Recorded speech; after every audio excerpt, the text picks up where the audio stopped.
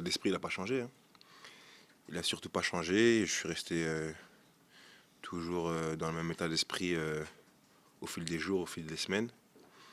Maintenant, ça fait toujours plaisir de retrouver le goût je dirais, le goût de la compétition. Je sais pas si j'en ai déjà parlé dans la presse ou pas, mais avant le match de Westerlo, qui lui a été fatal malheureusement, j'avais discuté avec les deux gardiens en aparté en disant à Guillaume, il est possible que tu joues dimanche, il est possible que tu joues samedi, et à Johan, ça s'était mal passé lors de mes 4 premiers matchs moi en tant qu'entraîneur là, et je lui avais dit, j'hésite un petit peu. Il est venu me trouver et quelques heures après, il m'a dit, coach, donnez-moi encore une chance samedi, et si ça se passe mal, je me mettrai derrière Guillaume et je le soutiendrai avec énormément de cœur et tout ça. Et quand le match s'est passé comme il s'est passé, on a été battu 1-2. Il a été insulté et hué par nos supporters pendant tout le match. Et quand on a quitté la pelouse, il y a eu des images de ça, on a quitté la pelouse bras dessus, bras dessous.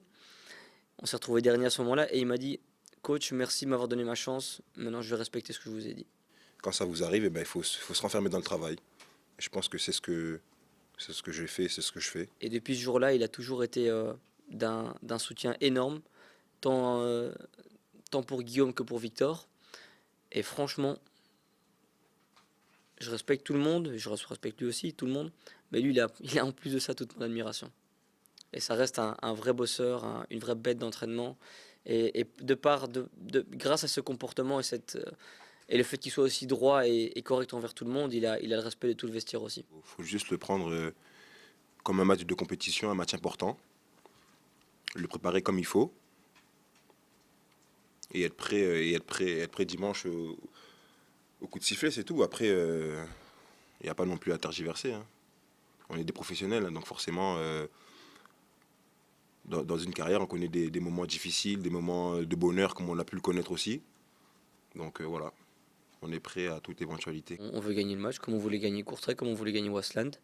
Et on va d'une part monter sur le terrain pour tout faire pour gagner ce match, et d'autre part, encore une fois, donner la chance à certains joueurs et tenter certaines choses. Jusqu'à présent, tout a été confirmé par rapport à ce qu'on pensait de chacun au niveau Hugo Kuipers, quand il est monté à Wassam Beveren, il a montré tout l'engagement qu'on lui connaît. Il n'est que 10 minutes, mais bon, il a confirmé ça. Gobitaka a montré l'une ou l'autre bonne chose aussi, a montré qu'il était un petit peu brouillon en d'autres moments aussi, mais c'est normal, c'est l'apprentissage, c'est la jeunesse qui veut ça. Martin Remacle a montré qu'il avait pas peur du contact, qu'il avait une bonne qualité de passe, mais il y a des réglages à faire au niveau positionnement, au niveau équilibre, au niveau coordination avec les partenaires. Et voilà les petites confirmations qu'on a eues. Maintenant, j'espère pouvoir voir Rokita à l'œuvre des dimanches. Ça n'a pas pu être le cas. On a toujours, lors des 2 premiers matchs, dû faire des changements un petit peu forcés qui ont fait qu'on n'a pas pu faire les changements qu'on avait prévus avant le match. Donc j'espère que cette fois-ci, tout se passera sans encombre et qu'on pourra enfin le voir à l'œuvre.